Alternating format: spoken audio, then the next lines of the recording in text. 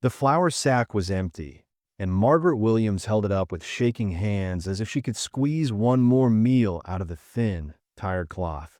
Her voice broke as she whispered, "My 5 children haven't eaten in 3 days." And the words hung in the small Montana cabin like smoke that would not clear, while the tall cowboy in the doorway stared at the sack, then at the hollow eyes peeking from behind her skirts, and said in a low, steady voice, "Ma'am, if you let me help, I swear to you, they will never be hungry again." And just as Margaret opened her mouth to answer, her mind pulled her backward. 24 hours earlier, before this stranger, before this promise, when the snow was still falling and all she had left was fear and a worn gold ring and the hope that maybe town would save them. The morning before, the cabin had been so cold that the breath of each child showed like small puffs of white in the dim light. Sarah, only 12 but with eyes that were already too old, wrapped her little brother Thomas in a thin blanket and hummed to him even though her own stomach growled, while the twins, Emma and Ethan, 9 years old and quiet from weakness, sat side by side on the floor, staring at the empty shelf where the flour, beans, and sugar had once been, and Lucy, just 5, pressed her small hands against her empty belly and whispered, "Mama, my tummy hurts." And Margaret, standing by the table, counted the coins again and again as if the number might change. $1.47, all that remained between them and nothing. Her husband Daniel had been dead 6 months, taken by a mining accident that everyone in town called unfortunate while looking away from her eyes, and each day since then had been a slow slide down into a pit she could not climb out of. Now, with the last crumbs gone, she found herself facing the question no mother should ever have to ask: which child eats today, and which child watches?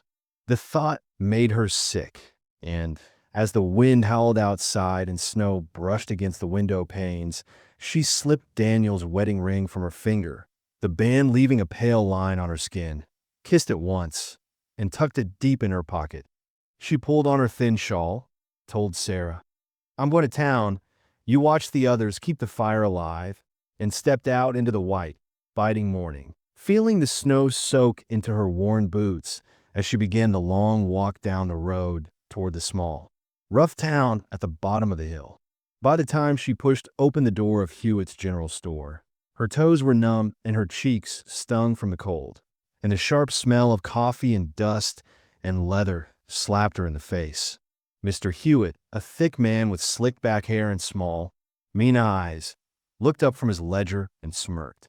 "Well, if it ain't the Williams widow," he said too loudly. "Come to run up more credit?" Margaret swallowed hard, her fingers tight around the ring in her pocket.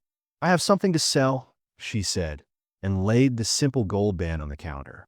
Hewitt picked it up, turned it in the light, and his eyes flashed with quick, hidden greed before he shrugged. "Old ring. Worn. I can give you $3 store credit." Her heart lurched. "That ring is worth at least 10, she said in a low voice, thinking of Daniel's hands putting it on her finger the day they were married, the promise he made that they would build a life together. Hewitt snorted. "Not out here it ain't. $3. Take it or leave it. Plenty of widows around who'd be happy for $3. Shame burned her face, but she thought of Lucy's hollow eyes and Thomas's thin arms, and she forced herself to nod. "Fine," she whispered. "3."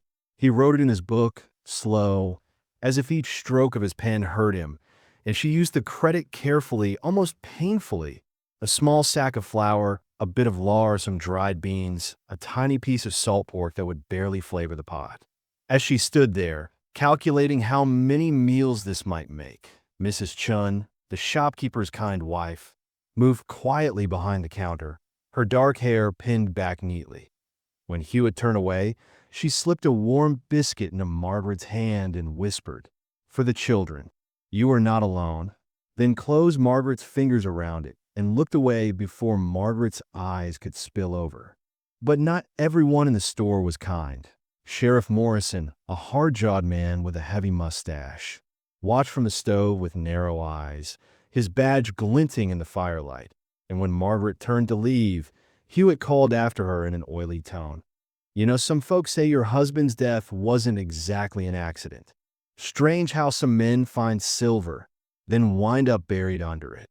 Margaret froze, the biscuit hot in her palm, and every muscle in her back tightened, but she did not turn around. She pushed open the door and stepped out into the afternoon light, her thoughts spinning with fear, anger, and grief. Her boots hit an icy patch on the steps, and her feet slipped out from under her. The world lurched, and she would have gone down hard, but strong hands caught her arms, steadying her before she hit the ground. "Easy there, ma'am," a deep voice said, calm and gentle. And when she looked up, she saw a man she had never seen before. Tall, broad-shouldered, with dark hair, a rough scar running from his left temple down toward his jaw, and eyes the color of storm clouds that somehow still looked kind. He stooped to gather the scattered flour, beans, and salt pork that had spilled into the snow, brushing them off and handing them back to her like they were fine china instead of cheap goods. "Got you," he said simply. "Road's treacherous today." Margaret pulled her arm back, flustered, aware of Morrison's stare through the store window. "Thank you," she said stiffly, her pride fighting with her exhaustion. The stranger's gaze dropped to the small bundle of food in her arms. It was not much, not for one person, much less a family. He glanced past her, up the hill toward the faint line of smoke that marked her cabin, then back at her face, reading more than she wanted him to. "Long walk for so little," he murmured. "You got mouths to feed?" She lifted her chin. "I manage," she answered, even though they both knew it was a lie. He nodded slowly. "Name's Jack Donovan," he said. "I'm looking for work.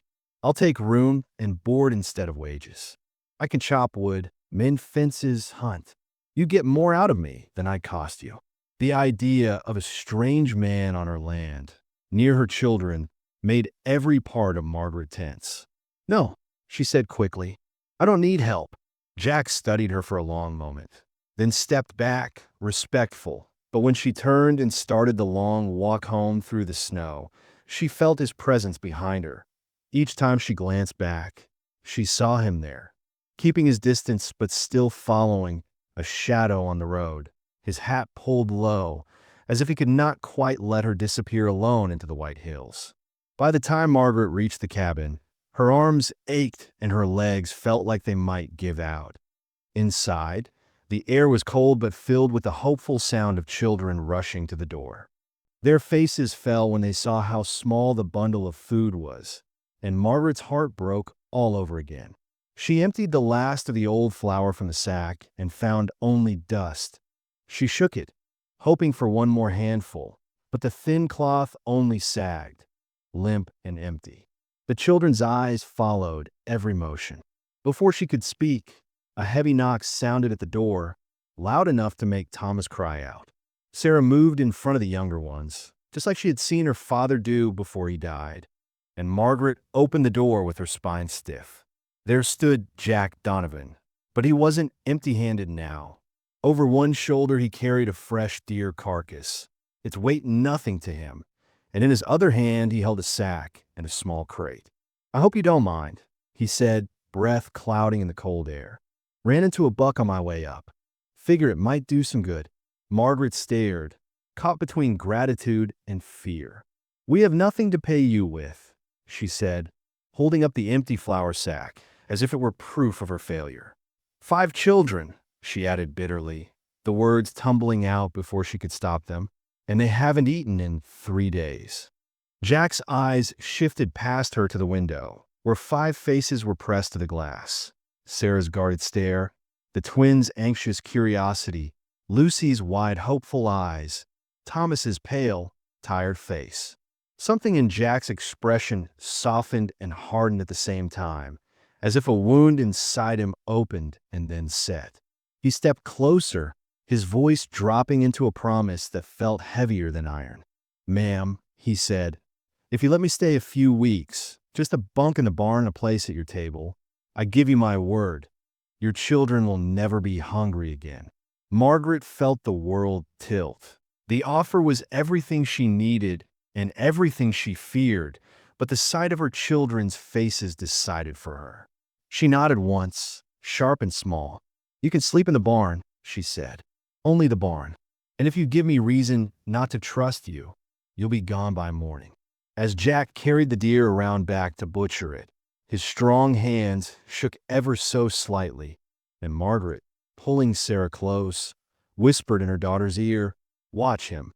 Trust no one." While out by the chopping block, unseen, Jack's eyes closed for a brief second as if fighting some shadow from his past, his fingers trembling around the knife, the steel catching the last light of day as he began to cut.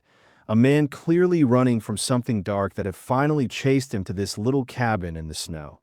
Comment promise if you believe he'll keep his word. That first night, the cabin smelled like heaven and made Margaret's eyes sting for reasons that had nothing to do with the smoke. Jack Donovan worked over the small stove like he had done 100 times before, cutting pieces of venison into the pot, adding a bit of salt, a little flour to thicken, and stirring until the thin broth turned into a rich, warm stew that filled the air with the smell of meat and hope. And when he ladled it out, he set the bowls in front of the children first and said, "Eat up, little ones," refusing to take even a sip until each child had emptied their bowl and held it out for seconds.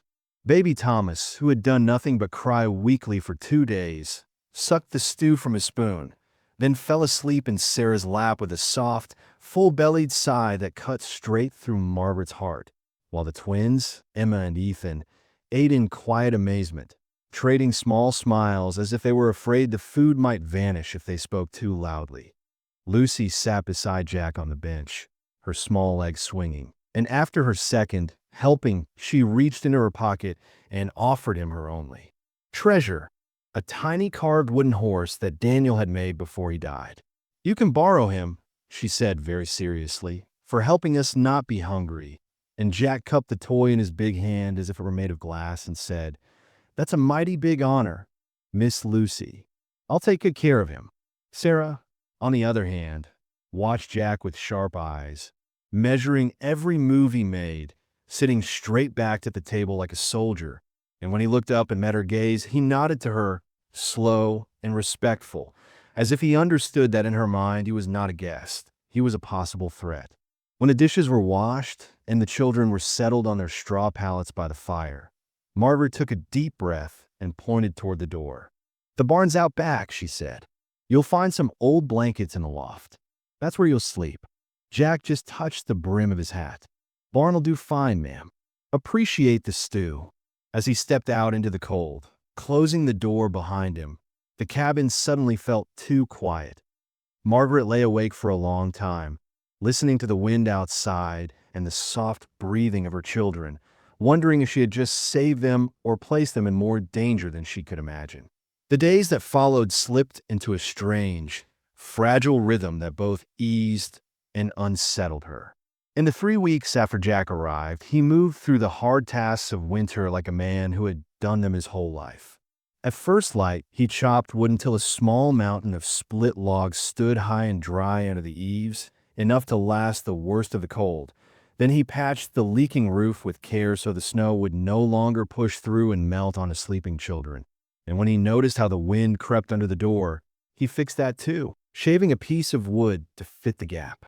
Each afternoon, he went into the woods with his rifle or traps, and each evening he returned with something in his hands, rabbits, grouse, or more deer meat. Never showing off, never boasting, just quietly filling the larder shelf that had been empty for so long.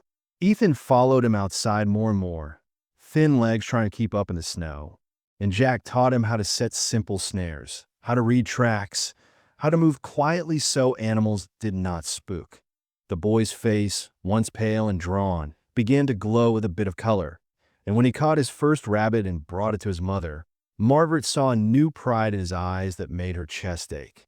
Lucy became Jack's little shadow, always asking questions, always bringing him small treasures, a feather, a stone, a bit of ribbon, and he answered her with patient warmth, whittling small toys for her from scrap wood in the evenings by lantern light, making a tiny bird a small doll, and finally a new horse to stand beside the old one she had lent him.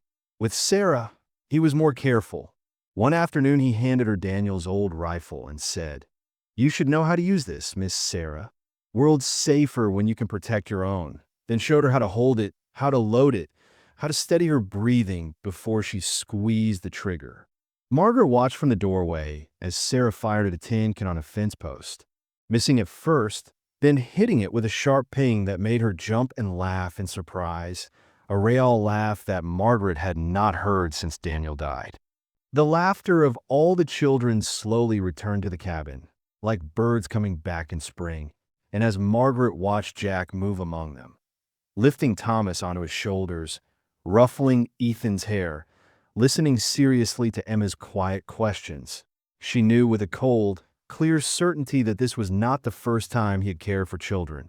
The way he caught Thomas before he tripped, the way he checked their hands for splinters, the way his eyes softened when Lucy leaned her head against his arm all spoke of a man who had once known family life and lost it. One night, after the children were asleep and the cabin sat in a gentle pool of lamplight, Margaret wrapped a shawl around her shoulders and stepped out into the cold to bring Jack a tin cup of hot coffee in the barn. She found him sitting on a bale of hay, coat off, working a small piece of wood with his knife, shavings spread like curls around his boots. "Thought you might want this," she said, handing him the cup. He took it, their fingers brushing for a second, and nodded. "Much obliged."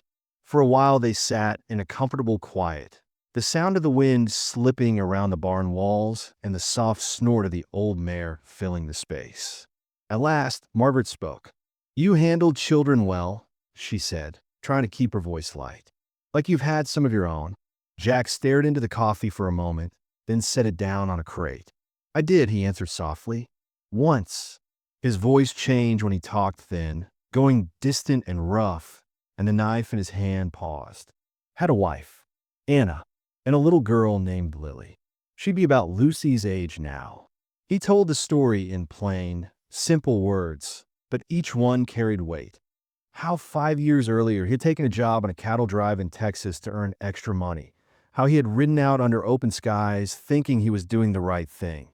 How a cholera sickness had swept through the town while he was gone, fast and cruel, and when he raced back, desperate, the only welcome waiting for him was 2 small graves on a wind-beaten hill.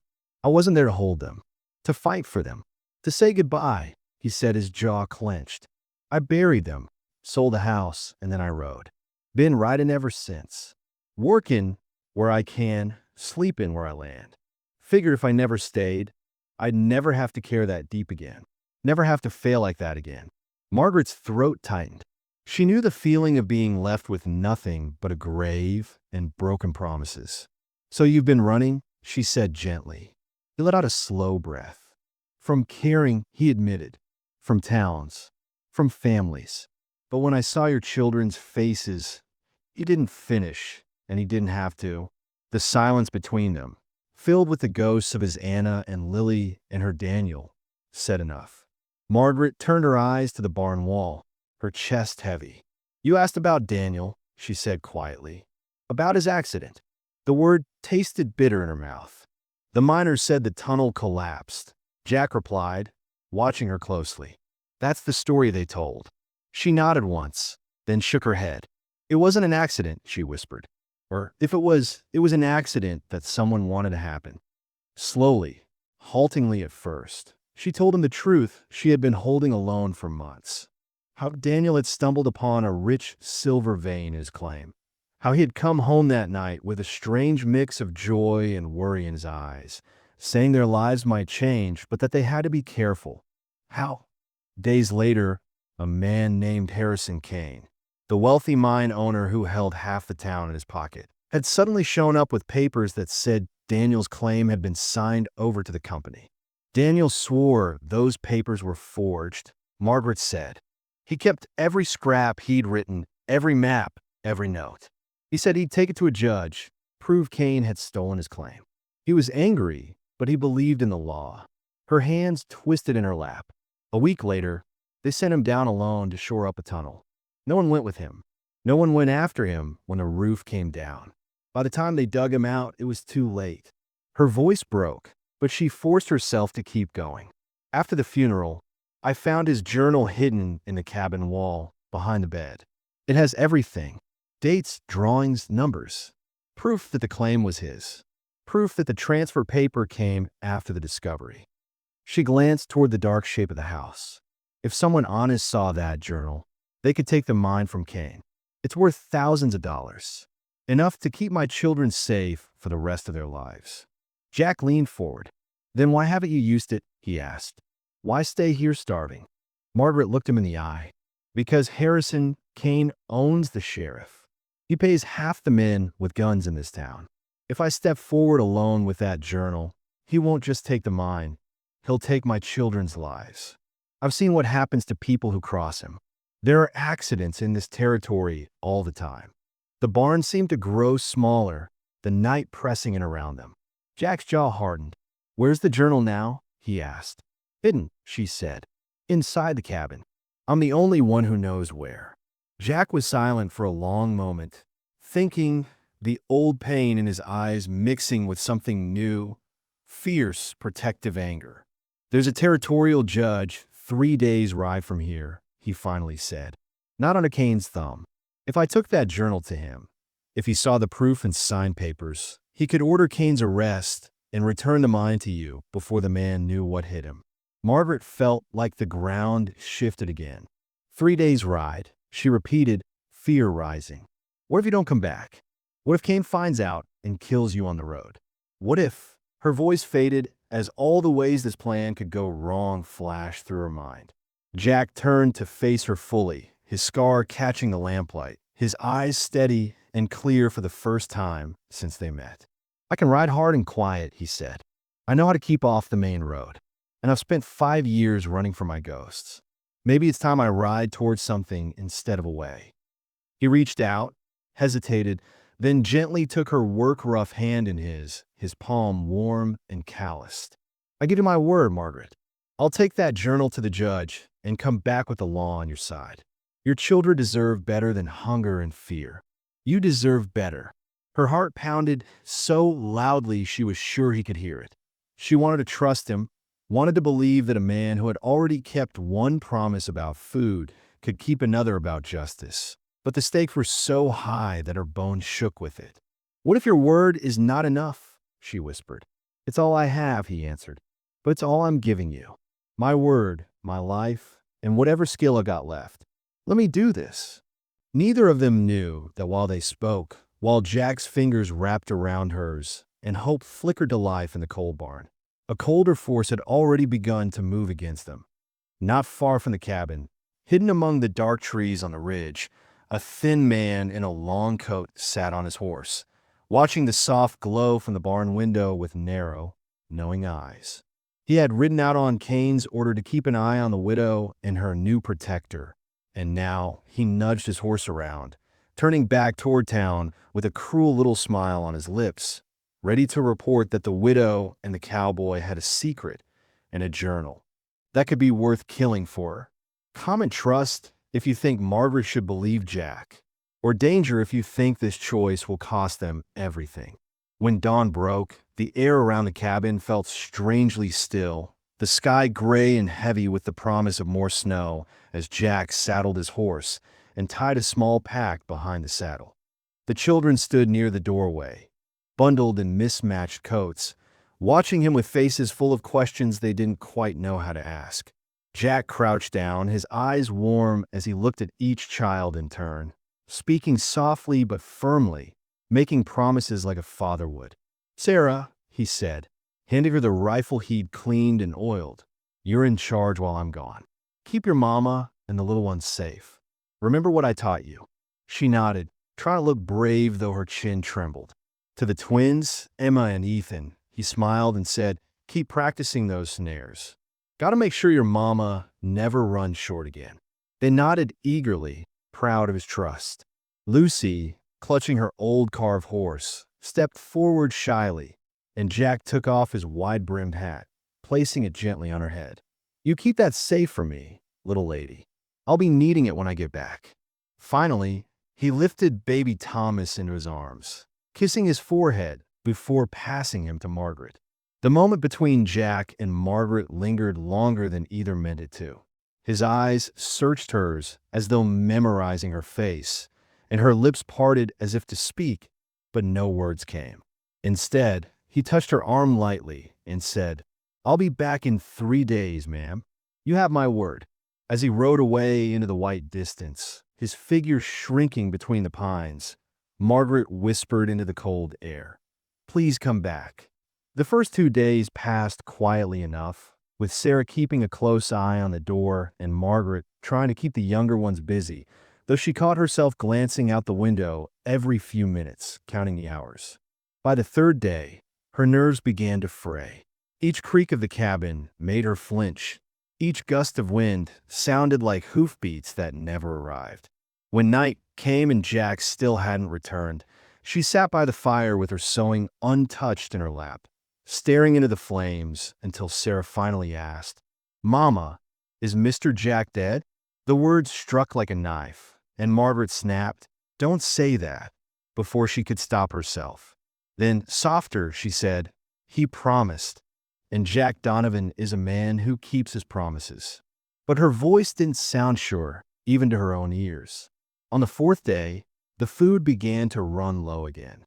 The small store of flour and beans they had saved was nearly gone, and Margaret rationed every crumb, pretending she wasn't hungry so the children could eat. By the fifth day, Lucy sat by the window most of the day, holding Jack's hat at her lap like a holy thing, whispering he said he'd come back, over and over until even Margaret had to step outside to keep from crying. On the sixth morning, Sarah shook her awake. "Mama," she whispered urgently, "there are riders coming down the trail." Margaret jumped up, her heart pounding. She looked through the frosted window and saw 3 dark figures on horseback cutting through the snow toward the cabin. The leader sat tall and proud, dressed too fine for the wilderness. Harrison Kane, with his silver hair gleaming and his smile sharp as a blade. 2 men rode behind him, heavy-shouldered, their faces hidden under scarves. "Stay inside," Margaret ordered, grabbing the rifle from beside the door. She stepped out, her shawl whipping in the wind. "Mr. Kane," she said, forcing calm into her voice. "What brings you here?" Kane tipped his hat, his tone smooth as honey and twice as false. "Just paying a visit to a lonely widow," he said. "Heard you've had a helping hand lately. A drifter, I'm told. Strange how word travels in a small town." Margaret stiffened. He moved on. Kane dismounted slowly, his boots crunching in the snow as he stepped closer, his pale eyes scanning the cabin with practiced calculation. "A drifter who repairs roofs, stocks wood, and teaches children to shoot," he said with mock curiosity. "Sounds more like a man with purpose than a wanderer." He turned slightly, nodding toward his men, who fanned out lazily, pretending to be at ease while their hands rested too close to their guns. "You know, Mrs. Williams, it's dangerous keeping secrets up here," Kane went on. "Dangerous to trust strangers. Accidents happen in these mountains." His gaze drifted toward the window, where Lucy and the twins watched from inside. "Beautiful family you've got. Shame if something unfortunate." "Enough," Margaret snapped, her fear hardening into anger. Kane smiled, slow and cruel. "You're a brave woman, but bravery doesn't change the truth. I know about Daniel's journal. Your cowboy friend took it, didn't he? Headed for the territorial judge, thinking he could play hero. He leaned close enough that she could smell his cologne, sharp and expensive. He won't make it, Mrs. Williams. He won't live to see that judge. And if you're smart, you'll sell me this little cabin for $100 and take your children far from here before more accidents happen." The blood drained from Margaret's face, but she held her ground. "You'll get nothing from me," she said. His eyes went flat and cold. "You have 24 hours to reconsider," he said lightly, climbing back into his saddle. "Think of your children. No mine, no house, no cowboy can save you from what's coming." He rode off, his men following, their laughter echoing faintly through the trees until it was swallowed by the wind. Margaret watched until they disappeared, then turned to Sarah, who stood at the door, gripping the rifle. "Mama," she whispered, "what do we do?" Margaret took the gun, checked the chamber, and handed it back. We fight. That night, as darkness wrapped around the cabin and the children huddled together under blankets, Margaret sat by the window with a rifle across her knees, every muscle tight. The forest outside seemed alive with shadows, moving and shifting, too quiet to be just wind. Then she heard it. Hoofbeats, fast and hard, cutting through the night toward them. "They're here," she whispered, raising the gun. The door shuddered under a sudden knock, and she pulled Sarah close behind her. But then, another sound, one she knew by heart, a familiar voice shouting through the storm, rough and breathless. "Margaret, it's me." Her heart nearly stopped. Jack Donovan was back, and behind him, the thunder of more horses. But whose side they were on, she had yet to find out. Come and fight if you'd stand your ground to protect your family. For a heartbeat, when Margaret heard Jack shout through the storm, hope crashed into fear so hard it almost knocked her to her knees. She yanked the door open with a rifle in one hand. And there he was on the porch, snow in his hair, coat torn, eyes wild and bright, with two rough-looking deputies behind him and more hoofbeats pounding up the trail. "Get back," Jack barked, pushing her inside, just as a bullet slammed into the doorframe where her head had been a second before. The children screamed, and Sarah grabbed Lucy and Thomas, dragging them toward the back room like they'd practiced. "Kane's men are right behind us," Jack said quickly, slamming the door and dropping the bar across it. "Marshal Wilson's here, but they've got numbers. They want that journal, and they want you dead. Margaret."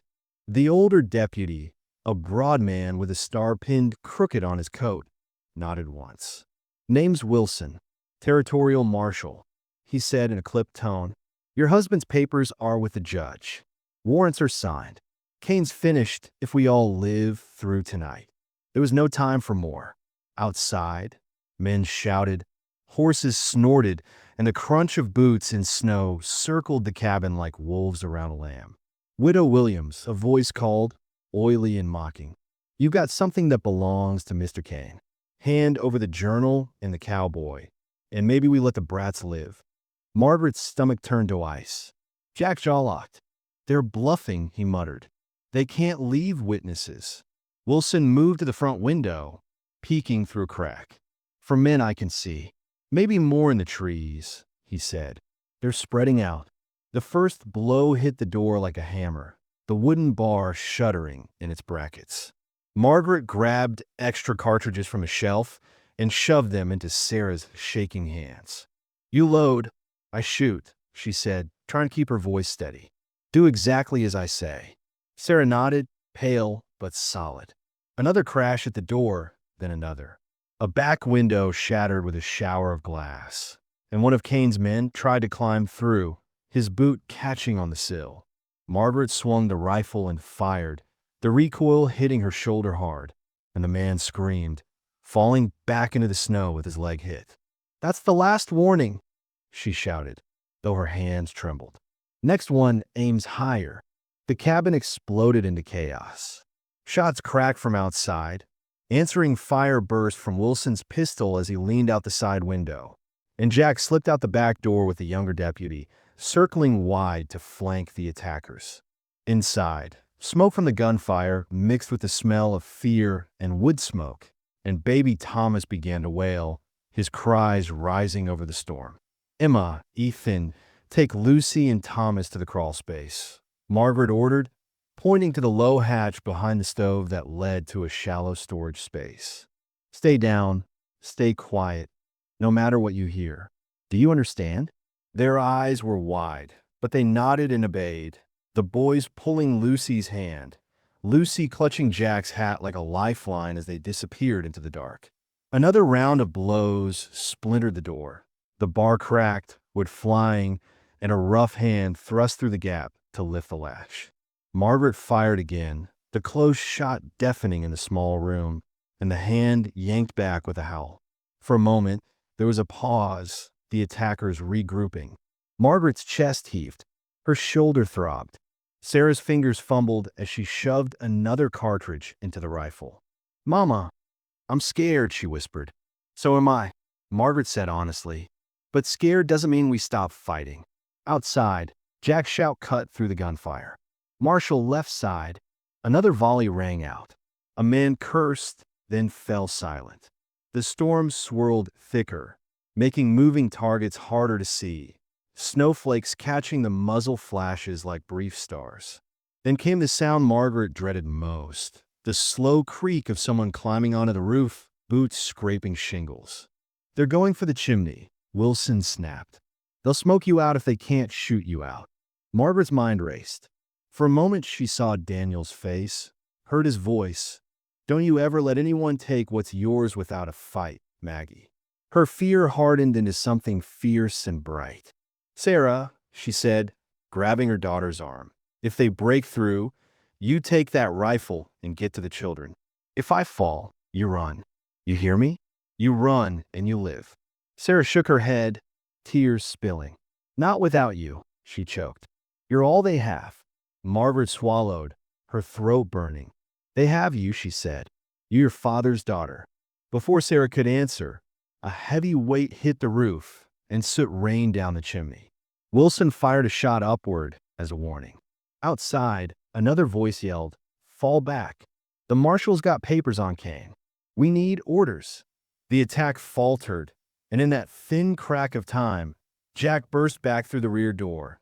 Snow in his hair, blood, someone else's, spattered across his sleeve. "Two down," he said quickly. "Others are thinking twice now that they know the laws here. We push hard, some will run." Wilson nodded grimly. "I'll give them one more chance," he growled, stepping to the doorway. "This is Marshal Tom Wilson of the United States Territory," he bellowed into the night. "Drop your guns and walk away, and you'll live to see a judge.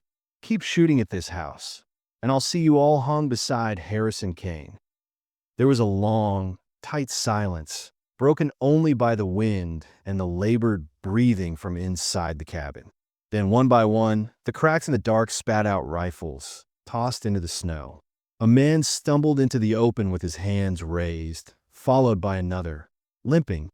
One horse bolted, its rider clinging to the saddle as they fled into the trees.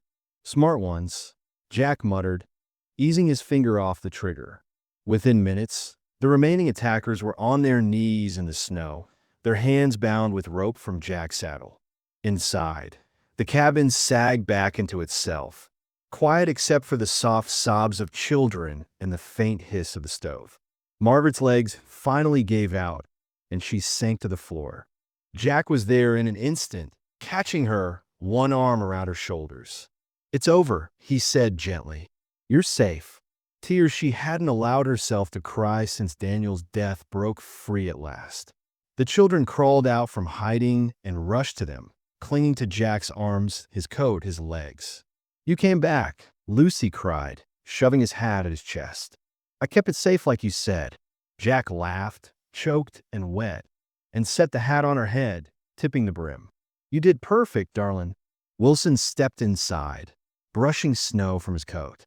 "Mrs. Williams," he said, his voice softer now, "the judge has signed warrants for Harrison Kane. Fraud, murder, conspiracy. Your husband's journal was all the proof we needed. While we rode here, my men rode into town. Kane's under arrest by now, and the mine is legally yours. Papers are drawn. $15,000 worth of silver, maybe more, when this is all done."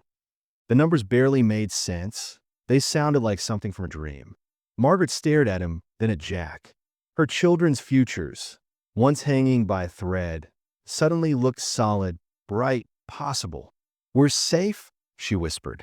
"As safe as anyone can be in this territory," Wilson said with a small smile.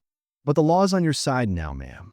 The children hooped and cried, hugging one another, laughter and tears mixing in the cramped little room. Margaret felt the weight of fear she had carried for months finally begin to lift, replaced by something terrifying in a different way. Hope. She looked up at Jack, really looked at him, taking in the lines of his face, the scar, the worry and relief in his eyes. "You kept your promise," she said. "You came back." Jack swallowed, his gaze locked on hers. For a moment, it seemed the whole world shrank to just the two of them in that smoky, crowded cabin. I did, he said quietly, but there's something you don't know, Margaret. Something about why I came to your cabin that day. Her brows drew together. You said it was chance, she whispered. Jack shook his head slowly, his thumb brushing a stray tear from her cheek. It wasn't chance, he said, his voice low and rough. It was never chance. The house was finally quiet, the kind of deep quiet that comes after a long storm. The children, worn out from fear and excitement, slept in a tangle of blankets near the warm stove, their chests rising and falling in slow, peaceful rhythm, while Margaret and Jack slipped out onto the small front porch. The night air cold on their faces, the stars bright and sharp above the dark line of the pines. For the first time since she had met him, they were alone without danger pressing at the door.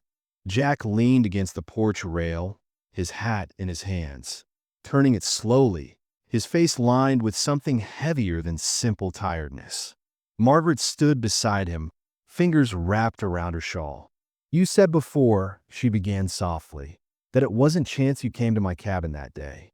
What did you mean? Jack stared out at the snow for a long moment, then took a deep breath. When I first told you my story, he said, I told you about Anna and Lily. I told you how I lost them and ran. That was true, but I didn't tell you what brought me to this town, to this hill, to you. He glanced at her, then back at the dark trees. I've been in Montana for 3 weeks longer than you think. When I got here, I took a job at the livery, slept in the hay, kept my head down. But I kept hearing the same story over and over, about a widow up in the hills. Husband dead in a mine accident. 5 little ones, too many mouths, not enough food. About a man named Cain sniffing around her land like a wolf around a lamb. Margaret's breath hitched. She wrapped her arms tighter around herself. Jack went on quietly. I heard the way they talked about you in town. Some with pity, some like you were already gone, just didn't know it yet. And one night, I walked outside and saw your oldest girl in the street, trying to trade a jar of preserves for flour. Her hands shook. She was too proud to beg. She looked a lot like Lily would have looked if she'd lived. He smiled without joy. I followed her home from a distance. Seen soldiers do it with scouts. Keep watch, stay unseen. I watched your cabin that night. And the next. I saw the smoke getting thinner, saw the way you walked, shoulders bent from too many burdens and not enough rest. I told myself it wasn't my business. Told myself I'd ride on in the morning. But every time I closed my eyes, I saw my girls' graves and your children's faces in that window. He swallowed, the words rough. I didn't go to that store by accident the day you slipped on the ice. I went because I made up my mind. I decided if I couldn't save Anna and Lily, maybe God was giving me another chance to save someone else. At first, that's all it was, me trying to pay a debt that couldn't be paid. Margaret's eyes burned, not from the cold. So we were penance, she said quietly. Redemption for you. Jack shook his head fast. At first, he said, but it changed. Somewhere between Lucy putting that toy horse in my hand and Thomas falling asleep against my shoulder, between Sarah hitting that tin can with a rifle and Ethan running downhill waving that first rabbit he caught, between Emma's shy questions and your eyes meeting mine across that table. Somewhere in there, it stopped being about making up for what I'd lost and became about what I wanted now. He turned to face her fully. I didn't just want to save you. I wanted to stay. I wanted to be yours. All of you. Margaret was silent for a long time, the snow crunching softly under their boots as they shifted. Her heart felt raw and open. Do you know what it's been like? She said finally, her voice trembling. Since Daniel died, every day has felt like standing on the edge of a cliff, waiting to fall. Afraid of starving, afraid of men like Cain, afraid of waking up and finding one of my children gone from sickness or cold. And when you came, she let out a shaky laugh. I was afraid of you too. Afraid you'd hurt us. Afraid you'd save us. Afraid you'd leave. Afraid you'd stay. A tear rolled down her cheek, and she didn't bother to wipe it away. You made my children laugh again. You filled their bellies and their days. You brought the law to our side. But the thing that scares me most now is hope.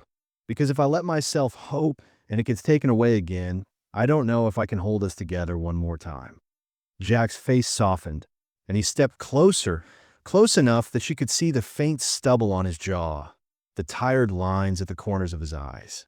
"I'm scared too," he admitted, voice low. "I've seen cattle stampede, seen men die in storms, seen sickness take whole families. Nothing scares me like the thought of failing you. Failing them. But what scares me more is the thought of walking away and spending the rest of my life wondering what might have been if I'd had the courage to stay." Slowly, as if every move mattered, he sank down on one knee right there on the warm porch boards, his breath clouding white in the cold. "Margaret Williams," he said, his voice steady now, "I don't have land with my name on it. I don't have fine clothes or pretty words. All I've got are these scarred hands and a heart that has finally found a home." He reached into his pocket and pulled out a small, smooth ring carved from wood, simple and carefully made. "I carved this on nights you were asleep," he said. "Told myself I was a fool for hoping. But I'm done being afraid of hope. If you'll have me, I promise your children will never be hungry again. Never cold, never unprotected, never alone.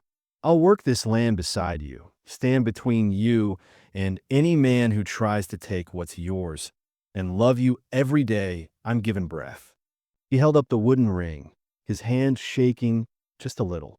"Until I can afford gold, this is what I can offer. My hands, my word, my whole life." Margaret stared at the ring, then at him, and suddenly the memories rushed in. The empty flour sack, the snow-streaked road, Lucy's laughter, Daniel's journal, the gunshots, Jack's body at her door, taking the force of the danger instead of her. Her legs felt weak, but her voice, when it came, was clear. "Jack Donovan," she whispered, "you say you have nothing, but you gave us everything we needed when we had nothing. You gave my children food and safety and the sound of their own laughter back. You gave me back my courage, myself." She held out her hand, fingers trembling. "This ring you made with hands that healed my family is worth more than any gold to me." "Yes," she said, her eyes shining. "Yes, 100 times. Yes, forever." Jack slipped the wooden ring on her finger, over the faint pale line where Daniel's ring had once rested. And when he rose, she met him halfway, their kiss soft at first, then deep and sure, all the fear and grief and lonely years between them melting into something new and strong. Behind the small window, 5 faces pressed to the glass, wide-eyed and grinning. Lucy was the first to fling open the door and shout, "Mama said yes." And suddenly they were surrounded by children, hugging and laughing and crying. And Sarah, with tears in her eyes, whispered one word under her breath, "Papa." 3 months later, the snow melted into spring mud. The hills turned green, and the little church in town began to buzz with talk of a wedding between the widow who had beaten a mining boss and the cowboy who'd brought him down. But as Margaret stitched the last touches on her simple dress, she rested a hand on her belly and knew there was one more truth she hadn't yet told Jack, a tiny, growing secret that would finish healing both their broken hearts. Comment love if you believe in second chances and families made by choice, not just by blood. The wedding day dawned bright and clear, the kind of spring morning that made the whole Montana Valley look washed and new, like the land itself was starting over right along with them. The little white church in town, usually half empty, was filled to the rafters, every bench creaking under the weight of ranchers, miners, shopkeepers, widows, and children who had all heard the story of the widow who stood up to Harrison Kane and the cowboy who brought him down. Margaret stood in a small back room with Mrs. Chun fussing over the last stitches of her simple white dress, her dark hair pinned up with a single sprig of wildflower, her heart pounding in a way that had nothing to do with fear and everything to do with joy. Her oldest, Sarah, stood at her side in a pale blue dress, straight and proud, eyes shining as she took her mother's hand. "You look beautiful, Mama," she whispered. "Dana will be proud. Papa will be proud." Margaret squeezed her fingers, feeling the truth of that settle warm in her chest. In the small main room, the boys tugged at the collars of their new shirts. and used to close without patches, while Emma smoothed Lucy's dress and tried to keep Thomas from running down the aisle before it was time. The twins, Emma and Ethan, wore matching simple suits and held the rings, one wooden, one plain silver. On a small pillow, Lucy, in a white dress with a blue ribbon, clutched a basket of wildflowers she had gathered herself, ready to scatter them in the aisle as the flower girl. Little Thomas, in tiny trousers and a vest, toddled up and down between the pews, making the crowd laugh every time he waved his chubby hands like he was greeting a parade. And at the front of the church, hands twisting his hat, stood Jack Donovan in a borrowed dark suit that could not hide the lines of hard work in his shoulders, his scar and rough hands somehow making his eyes look even kinder. When the music started and he turned to see Margaret on Sarah's arm, walking slowly down the aisle with her children glowing around her, his eyes filled with tears that he did not bother to hide. The preacher's words were plain and strong, like the people they were meant for. "Who gives this woman to be married?" he asked. And in that moment, instead of silence or a single voice, all 5 children shouted together, "We do." The church burst into laughter and a few quiet sobs as Jack wiped his eyes and reached for Margaret's hands. His vows were simple, but each word felt carved like the ring he had once whittled in the barn. "I promise," he said, his voice shaking only a little, "that in this house no child will be hungry, no heart will be unloved, and no fear will go unanswered. I will work and fight and stand beside you for as long as God gives me breath." Margaret's answer was just as steady. "You gave us life when we were half gone," she said. "You gave my children a father when they had none, and gave me back the courage I thought I'd buried with my first husband. I give you my heart, my days, and this family, if you will have us, every part." When the preacher told him he could kiss his bride, Jack did so to the sound of cheers and stamping boots. And for the first time since Daniel's death, Margaret felt not like a widow surviving, but a woman fully alive.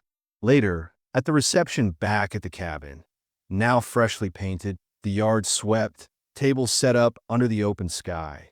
The air hummed with fiddle music, laughter, and the clatter of plates piled high with food they once only dreamed of.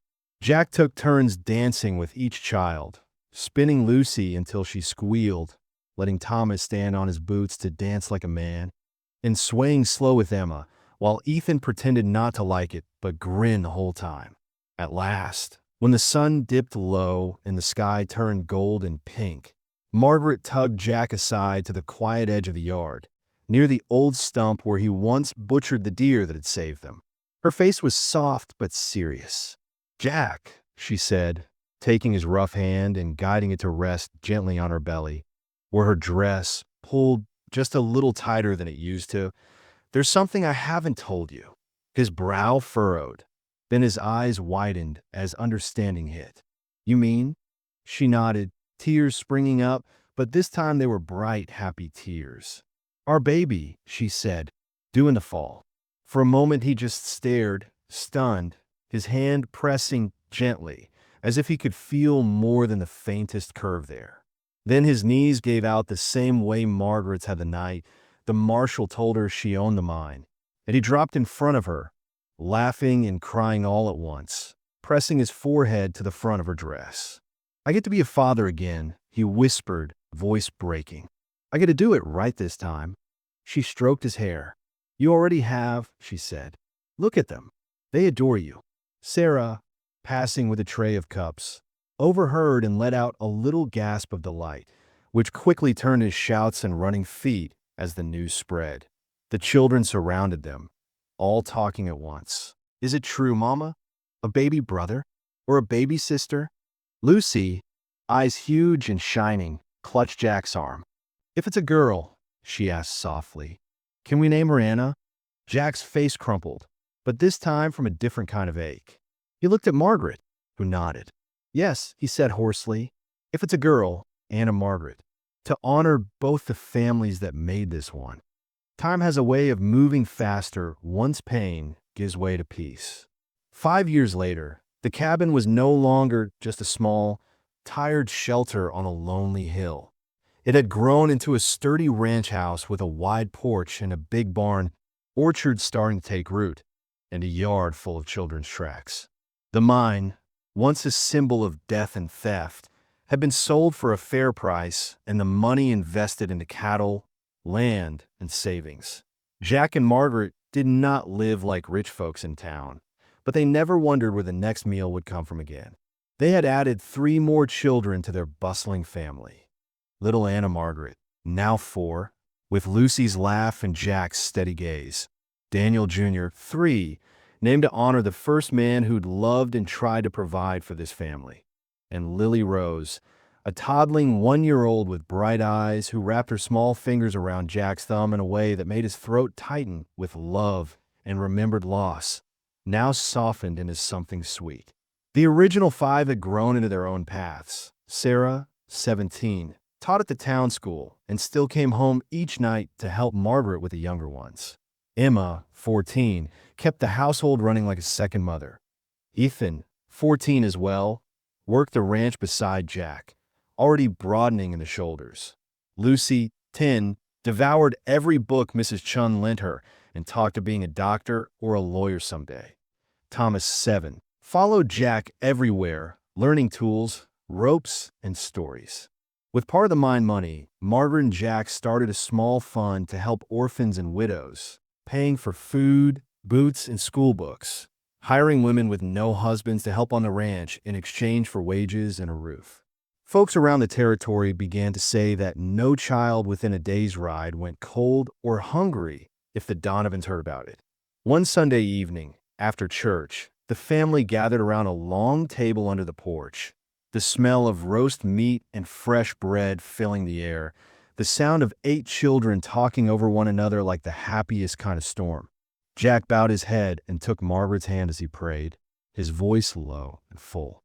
"Lord, thank you for second chances," he said, "for empty flour sacks that led me to a full table, for strangers who became family, for the hunger that taught us to be grateful, and the promise you helped me keep."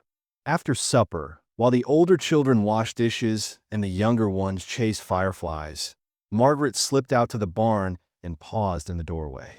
There was Jack, sitting on a low stool, showing Thomas how to whittle a small horse from a piece of soft wood, just like he once had for Lucy. Sawdust dusted his boots, and his face glowed in the lantern light. She pressed a hand to her belly again, feeling the new small life growing there. Another little one on the way, their 9th child, a quiet secret they had just begun to share. Tears filled her eyes as she watched them, but they were happy tears, as Thomas always said. "Papa, why is Mama crying?" he asked when he noticed her, and Jack looked up at her with that rare, full smile that still made her heart stumble. "Those are the best kind of tears, son," he said gently, standing and crossing the barn to wrap one arm around Margaret's shoulders, his other hand resting over hers on her stomach. "Those are what happens when a promise you once made over an empty flour sack turns into a life you never believed you deserved." Later that night, inside the house, an old, worn flour sack hung framed on the wall above the table, its thin cloth now clean and still, with 3 words stitched carefully in neat letters by Sarah's steady hand. The promise, 1882, never hungry again.